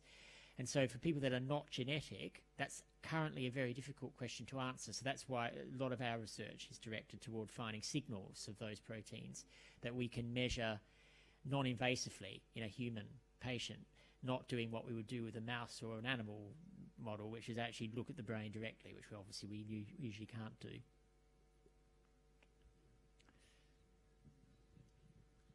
I wanted to ask about semantic variant PPA and whether there's an overlap with frontal lobe problems. You put up, or Chris put up, that behavioural issues is quite a feature of that variant of PPA. Is this all temporal lobe or is it frontal lobe? And I'm very much, I feel, in a stage with my husband where the behavioural issues are the ones that are worrying me most. One being total denial, he has a problem, and the other is facial recognition and being almost over-friendly with people because he thinks he knows them when he doesn't. It's just, I'm not quite sure whether how much is frontal and how much is temporal, and is this normal for semantic variant PPA? So it's also, this is complex behaviour, particularly human social and emotional behaviour is some of the most complicated phenomena that we see that you can even think about. It's at least as complicated as language. And unfortunately, it's vulnerable in the same diseases as language. So, and to some extent, probably because the sorts of challenges the brain has to deal with are a bit similar, because a lot of kind of emotional and social behaviour is reading signals, interpreting them correctly, and then sending back the signals that are appropriate. And in some ways, that's what language is. We have to understand the message that we're being sent, we have to process it and then deliver a message. And it's the same with non-verbal behaviour. Well, not identical, but similar sorts of challenges. And the same sorts of brain circuitry does those things. So it isn't that surprising, perhaps, that you see in the diseases that we talk about as frontotemporal dementia, that commonly, actually, language and behaviour, personality change in tandem. It may be that, yes, one will lead in some people more than the other, but if you follow people over time, there's a striking convergence. So the people that we see, the other big component of frontotemporal dementia, the so-called behavioural variant, and if you go to that, people that attend those support groups, and I know many of you attend both support groups, people that are living with that illness, it's not uncommon for them to say, a few years in, or actually he's having problems with his words, or doesn't seem to understand what we're saying, because they get, in reverse, the same issues that somatic dementia patients get. And it does, like most things in neurology, boil down to brain anatomy. So it isn't actually frontal or temporal, it's both. So the way I would encourage people to think about it is that it's a network of areas. So it's like a circuit. And the frontal lobes are very important to the circuit, but so are the temporal lobes. They do different things within that circuit. So that, probably the temporal lobes are much more about the business end of making sense of signals, and the frontal lobes are much more about selecting which response you're going to make. What's actually appropriate. The same way that, in a social situation, and you're hungry, someone presents you with a plate of food, it isn't normal social behaviour to wolf down every last particle of food on the plate. We normally, if we've got a normally functioning frontal lobe, will inhibit that behaviour, and, in the interest of politeness, sharing, etc., etc. So, in a sense, though, you've got to kind of recognise that that's food, and that is something that this signal I'm getting is hunger, and you've got to put those things together. So there's quite a lot of signal processing has to happen before you can even make that sort of behavioural response. So from the point of view of an outside observer, like a carer living with a patient, or a doctor seeing a patient in clinic, we just see the end result of that, which is this person's eating behaviour is abnormal, or whatever it might be, or this person seems to suddenly have developed a lack of warmth or lack of understanding of other people's emotional reactions. And so a lot of the kind of the work that goes on in research is to try and unpick that and work out what parts of the brain are actually responsible. But the fact is that they tend to operate as a unit. So in somatic dementia, it's entirely normal, if you like, or it's very typical for people quite early on sometimes to get major changes in social and emotional reactivity. And one of the probably the biggest, most obvious and most important class of non-verbal, meaningful signals that we see are human faces and human facial expressions, working out if you've offended someone, or they're angry, or they're fearful, whatever. And those signals are vulnerable in people with temporal lobe damage, which is what somatic dementia patients have. It may be, yes, it's true, the neurologist will say, well, that's more the right side of the brain, that's more the non-dominant temporal lobe, whereas language is more the left side of the brain, the dominant temporal lobe. But the two temporal lobes, right and left, also act as a unit, so they cooperate with one another normally. So what tends to happen more than a year or two in is you start to see an overlap of these symptoms. And this is particularly an issue in somatic dementia, but probably because of the anatomy. It is of all the variants of PPA, it's the one that most strikingly affects the temporal lobes. So there's these signal processing areas. And just very close by, anatomically speaking, is the undersurface of the frontal lobes, which sits on top of the temporal lobes, which is where the disease goes next. So it goes there, and it also goes into what we call the insular cortex, which is the area of the brain. It's called insular because it's Latin word for island. It's like an island of grey matter in the middle of the brain. And this is the area that deals with signals from within your own body. So quite early on in semantic dementia, also in some of the other diseases, we see people who start to have a lot of difficulty in making sense of bodily signals. And so this comes out in a range of different abnormal behaviours. So that's the anatomical sort of basis for what you've seen. And so it's that, I'm afraid that's quite a complicated answer, but that's the neurological answer to your question. All acting as a big network or circuit, which is hit by the pathological protein. That's the way to think about it, I think.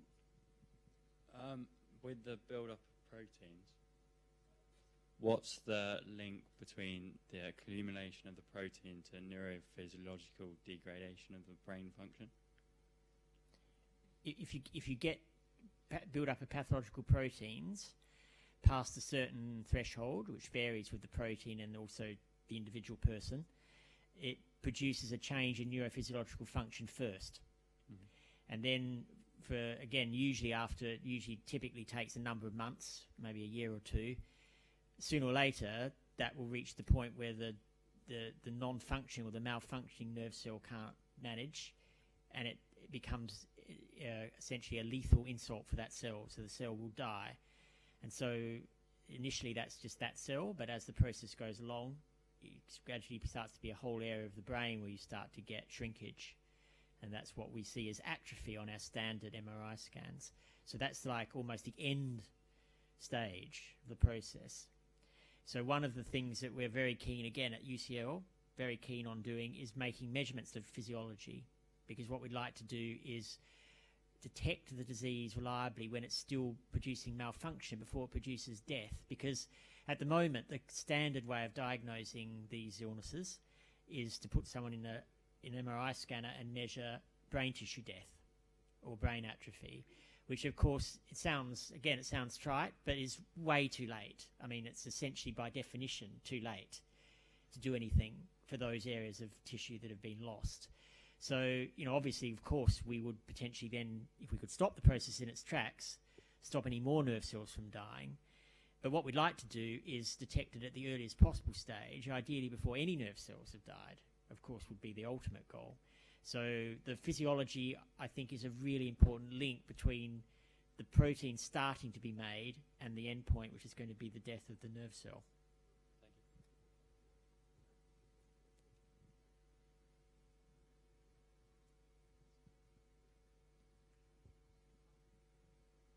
I'm somebody who am I speaking all right?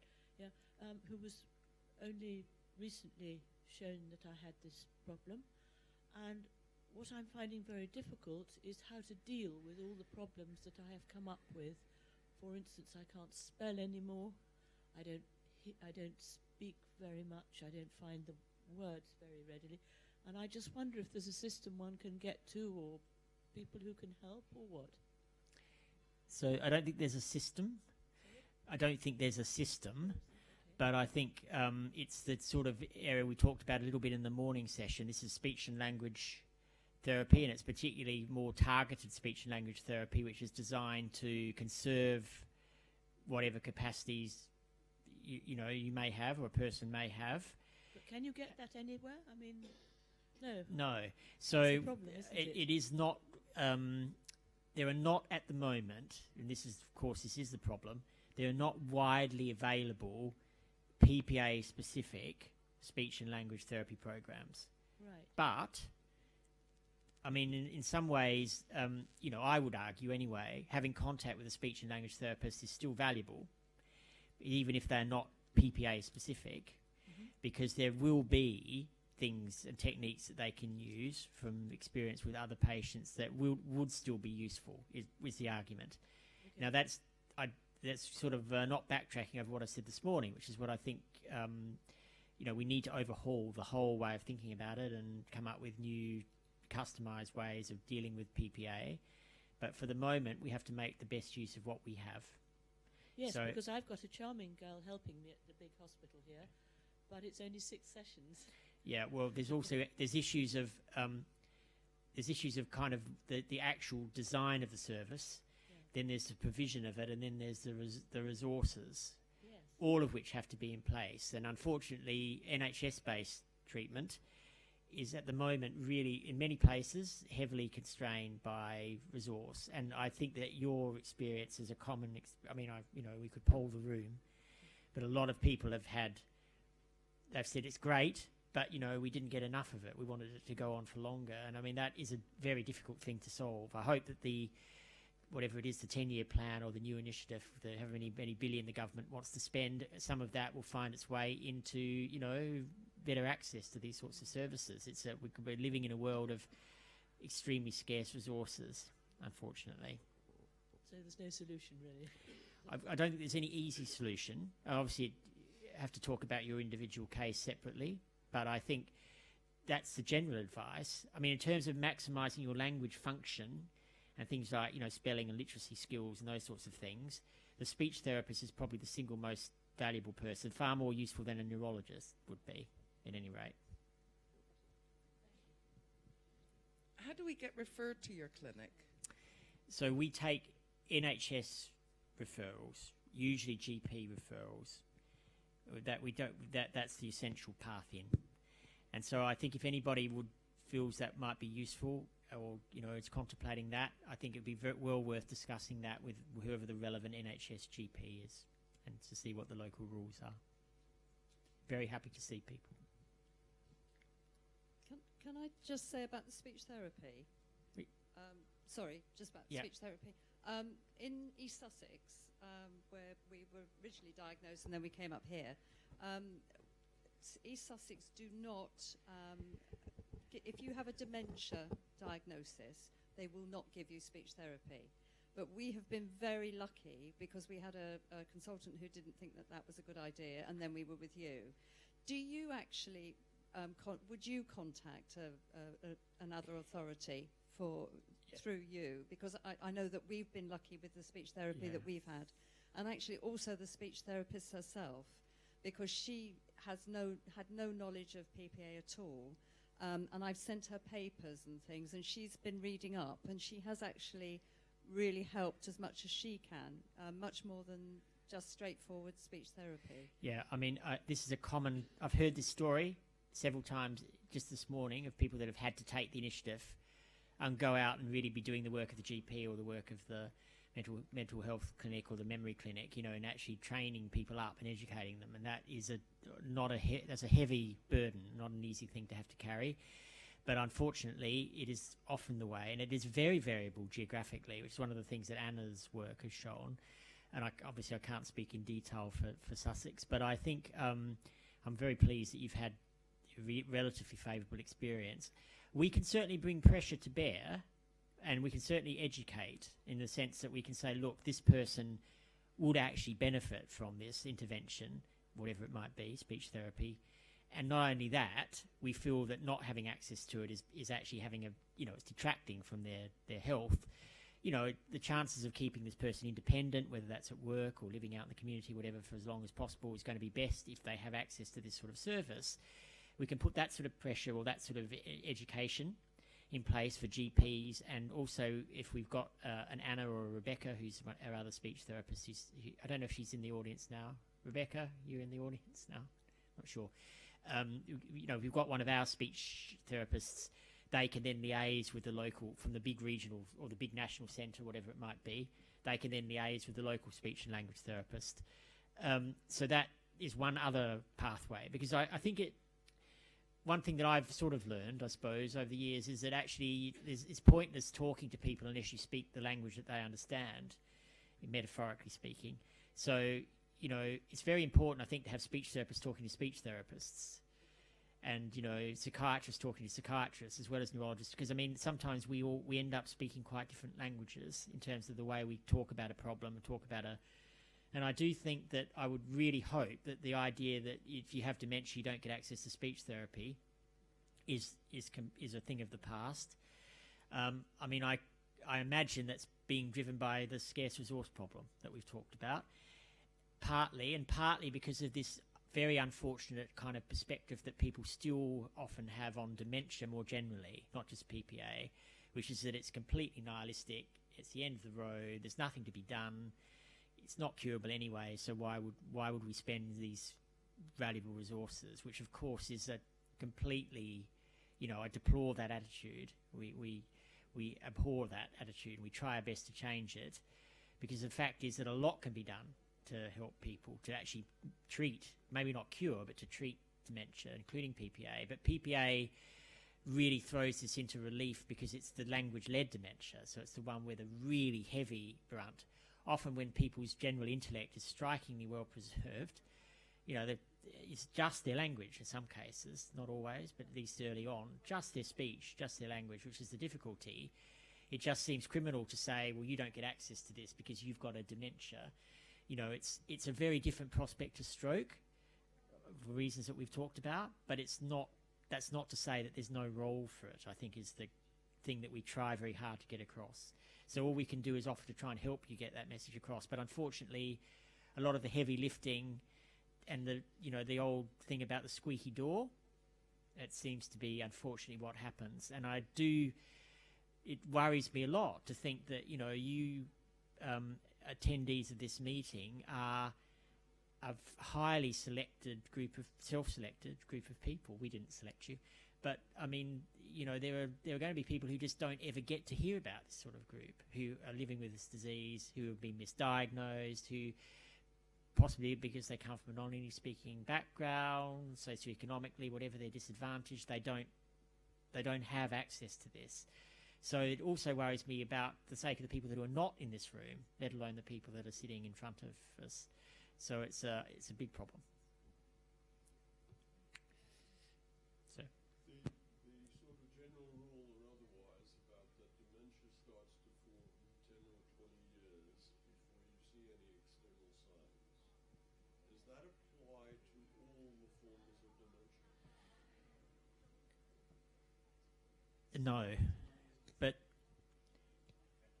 yeah, is that yeah. Oh, sorry. Yeah, so I can re-articulate just to make sure I've got it. So the idea that you get dementia begins in the brain 10 or 20 years before you see the first symptoms. Does that apply to all forms of dementia? Was the question? Yeah. So no, in the sense that it's there's nothing magical about 10 or 20 years. Probably the best studied still is Alzheimer's disease, and the reason that it's well studied is because people, including researchers at UCL, were some of the first in the world to discover the genes for Alzheimer's. And then, of course, once they had the gene, they could follow people from a very, very early stage. And that's where this story started to emerge.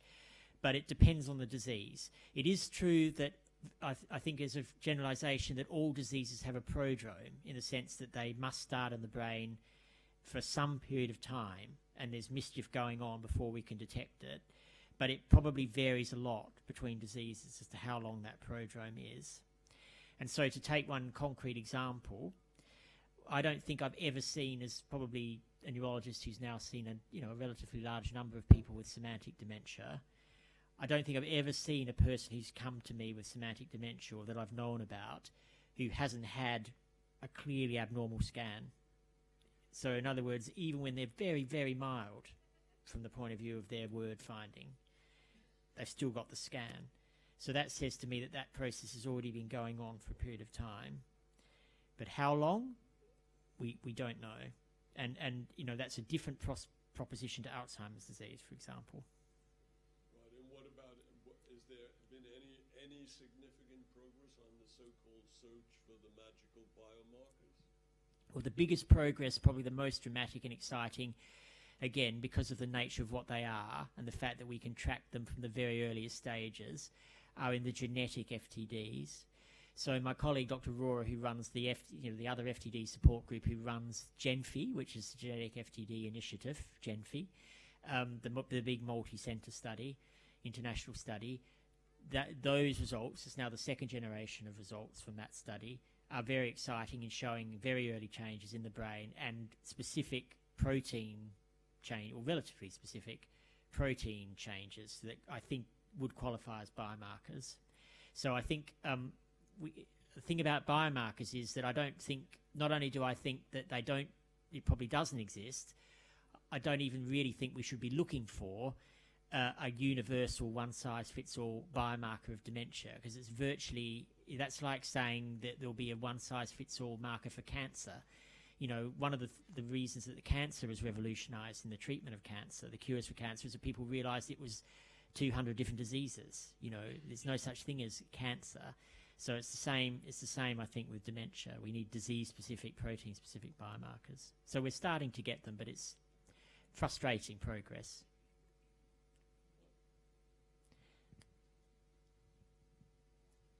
Well, frustrating from one point of view, quite dramatic and exciting from another, but we'd always like it to be quicker. But when you consider that 10 years ago there was no such thing as GenFi, none of that work was even being done, and everything that's been produced has all been set up within that, really mainly the last 5 years. You know, that's, in the terms of the history of medicine, that's dramatic progress, but we'd still like it to be quicker, of course.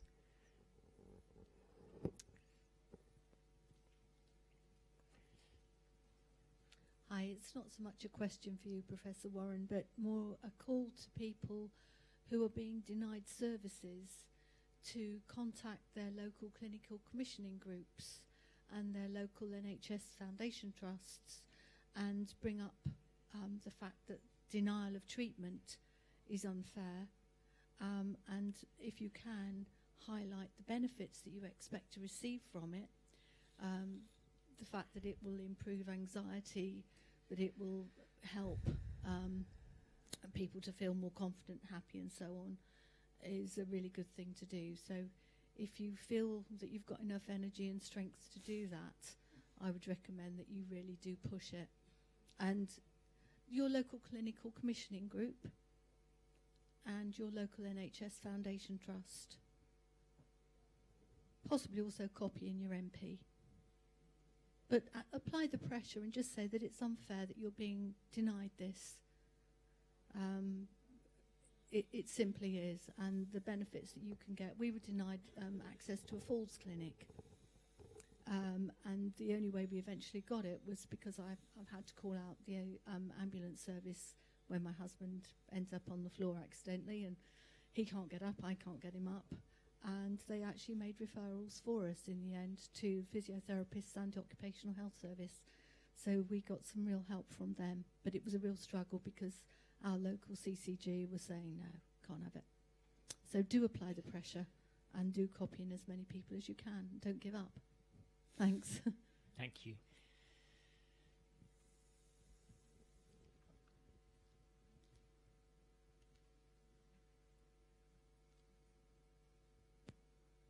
Hello, hi. You spoke briefly about the issue of underdiagnosed groups of people who are unlikely to be diagnosed. Is anything being done around that? Because I'm just conscious, like if you have a physical pain, then you go to the doctor, you have a physical pain, they have to treat a thing. If you can't talk well and you go to your doctor and can't say what's wrong with you, it just feels like it took such long to get my mum diagnosed. We went through all the right avenues. She had so much support, and it still was so hard. So for people who don't have all of that, Yeah, I mean, I agree. I think I don't know what the answer is. In terms of disenfranchised groups getting better access, you know, I mean, the kind of probably the honest answer is that we kind of need a more enlightened and sympathetic society, really, which I don't think we're going to be getting anytime soon. Not this year, no. So I don't know, but I think it's very difficult to know where to start with kind of, getting sort of almost making people that are disenfranchised aware that they are. You know, I think that I think it's at that level of, as you kind of rightly say, you know, if you've got a pain, sooner or later you probably will find your way to a doctor. But a lot of, particularly if you're living in a sort of a socio-cultural group that tends to close ranks and look after its own sort of thing, and obviously there are groups like that, you know, they may not be, the culture may not be to take someone to the doctor, for example, particularly if you couple that with stigma. And a lot of cultures, including the dominant sort of, you know, Anglo-Saxon culture of our society, until maybe it's still the case, but certainly until very recently, there was massive stigma about all forms of mental health, dementia. I mean, I think that maybe that's changing now, but I think that there's reasons why people have been much more willing to go to the doctor with some sorts of complaints than others. And of course, that's one reason why my colleagues in stroke had to fight a big battle about the culture of how we think about a stroke, as a brain attack kind of thing, because there was early progress in heart attacks, that people bought into this idea that that was an emergency, that was a legitimate reason to go very quickly, urgently to your doctor, whereas a stroke kind of was not, because a stroke was kind of, you couldn't do anything about it anyway, sort of thing. And I think it's almost like dementia is sort of in that, it's probably in the morass of mental health to some extent. And it may be changing now because of the kind of the massive awareness that it's such a big social health problem. But as for combating things like social injustice of access to services and so on, I mean, that's a much wider problem, and PPA, of course, is just a tiny component of all of that. I'm sure that if you had a stroke neurologist talking, they'd say the same about aphasic stroke and access to speech therapy for people from non-English speaking backgrounds, for example. Be a similar story. Hello, I hope I don't lower the intellectual tone too much, but I've got a rather basic problem. I was wondering if anybody can help me, please, with an idiot's guide to personal trackers. I did go through the Candid team at UCL, and they put me onto something called assistive technology, which I found a bit mind-boggling. But if anybody's had any experience afterwards, rather than taking up time now, I wouldn't mind being approached with some advice on small personal trackers. Thank you. Okay. Yes, I'm not the person to advise you about anything involving technology, unfortunately, but I sympathise. But yes, yeah. So just very quickly, there is a company called Unforgotten or Unforgettable, where they have got trackers on there. It's a website, but if you type in Unforgettable, or I think it's Unforgettable. Is it Unforgettable? Yeah, Unforgettable. And it's got lots of things on there that might help you. Thank you. Hi there. I was just wondering, it's more on the diagnosis front. Our situation is in the Republic of Ireland, so it's probably slightly different, but more to do with how much you get to talk to other neurologists about your specific work, because we had three of the best neurologists probably in Ireland, and it took a lot of time to get. It was eventually logopenic PPA, and I'm wondering how much you get to talk to other neurologists about your work to inform them. I'm very happy to go to Ireland at some point. We can sort that. Yeah, no, it's that also is a well. I think there's a lot more. Almost always. I think it could be done. I think, and we're never going to be to this point where we can be complacent. I mean, I think that unfortunately there are still, within neurology, there's still widespread ignorance, unfortunately, of these diseases. And cognitive neurology, I think is an area just very generally where many neurologists are not confident. They haven't had much training in it, and very good, very competent, very good general neurologists sometimes seem to go slightly to pieces when it comes to cognitive problems. They don't really have a framework for dealing with it. So I do think we've got a battle there that we need to try and help fight. But on the other hand, I think that things like the big Sydney conference that's just been in FTD is encouraging, because, it really underlines that it is a very international sort of kind of effort. And I do think that everybody at that conference, which included not just, young up-and-coming countries like Australia, but also kind of, Southeast Asia and other places where those delegates went back to their countries. I think Ireland, of course, has a very, very high standard of neurology, and some excellent work's come out of Ireland. And in fact, we've had colleagues that have gone back to the Republic from London, young neurologists. So I think the only answer is, over time, I hope that these sorts of efforts will change that. But I mean, I'm very sorry to hear that it's a delay. It isn't just Ireland where that delay happens. I'm sure you realise that. Yeah. Don't know how we're going. We're probably moving toward winding up. I just wanted to say, in case I forget, I want to say thanks so much to our lanyard helpers, some of whom are evident here, for their work today. I'm not shutting people down, but I don't want to forget that. And I've also got one announcement, Charlie Harrison, before we to end on a slightly nice note. Before we actually conclude, I'll bring Charlie up to make an announcement by Mike. But take your question first. Just really, in your opinion, if somebody's wanting to support somebody who's got one of these aphasias, where is there anywhere where you can go for advice for sort of imaginative ways in which to support and help at different stages? Sorry. Yep.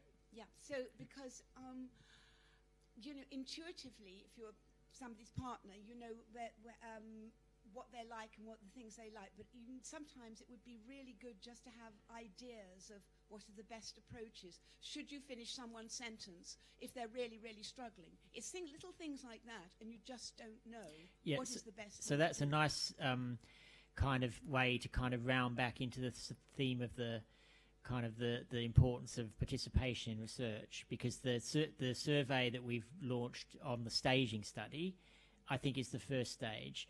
Because the first step is to stage the disease accurately, or the different syndromes accurately. Because at the moment, we wouldn't even be able to tell reliably what stage someone was at in terms of being able to advise them about that. So I'm hoping that the sort of information we get from the survey will, when we have this meeting in 2 years' time, we'll start to be able to give a more specific answer to that sort of question. But at the moment, no, we are lacking in resources. I think certainly anything of that degree of specificity, and that's what I think we need to try and change.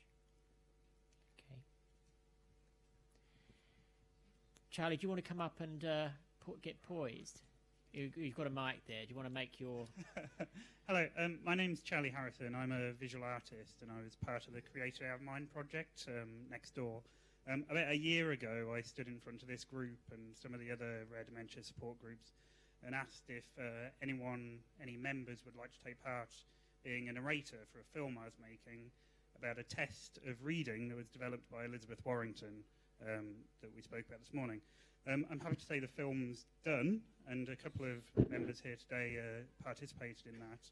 And really I'm just announcing that there's an exhibition opening on Thursday at a gallery called Jupiter Woods in South Bermondsey.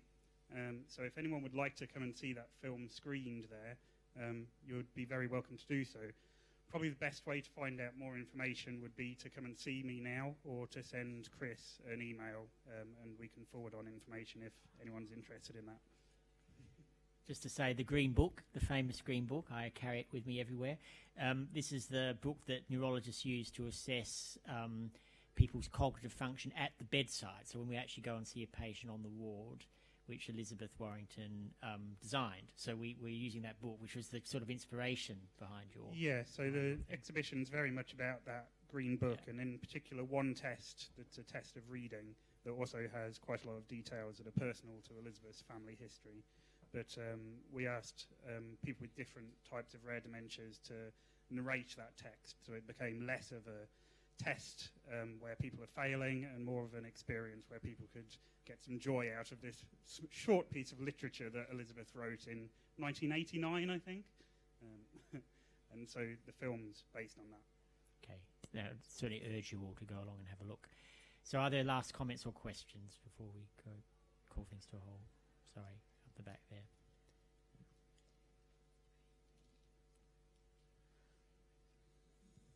Hello, hi.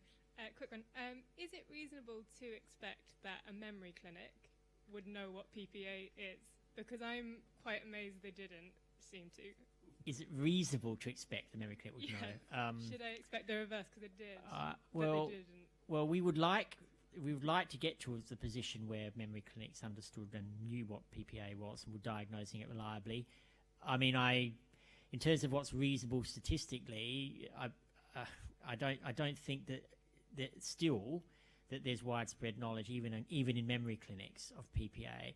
And even though I think it's probably true that most people running memory clinics have heard of PPA, what I don't think there is widespread confidence in diagnosis.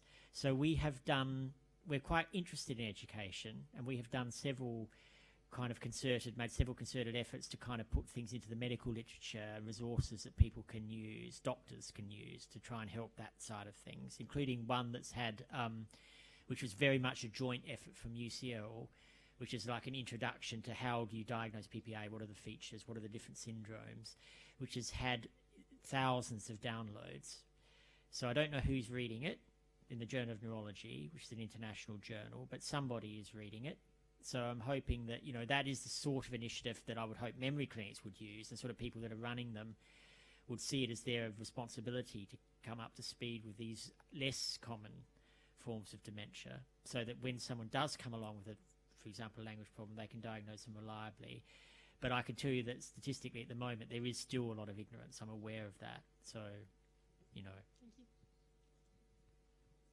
Okay. Is that a reasonable place to call things to a close? So thank you all so much for coming, and we'll see you next time. Okay, thanks.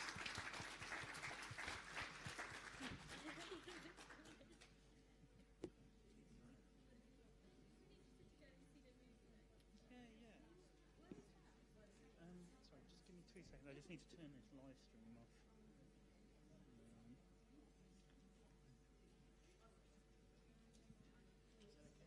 Yeah, perfect. Thank you, Dave.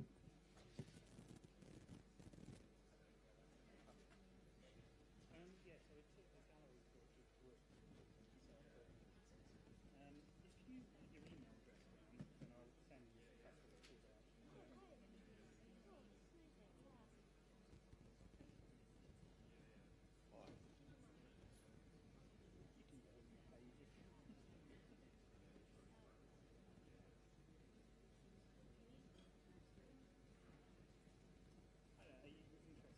I might be interested. So what do I have to do? So I think the easiest thing is if I get them to write their contact details down, probably an email address, and I can send I'll a let you do the writing. Okay. That's all right. Yep. The email address is LASHURZ@gmail.com.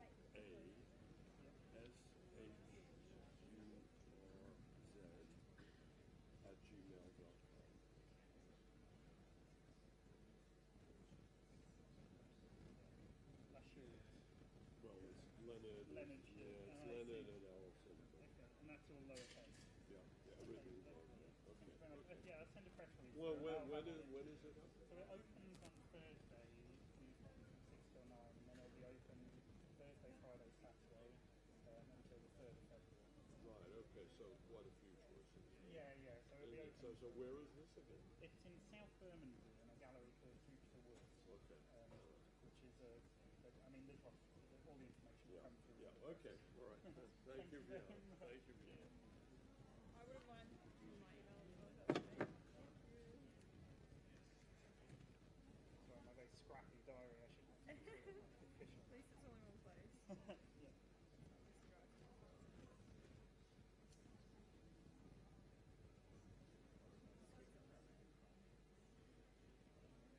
What inspires you to do?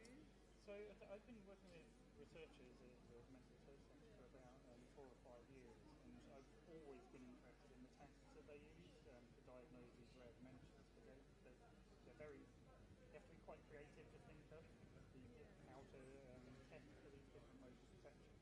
For me, there's always been lots of crossovers with how artists and some perceptions work. So,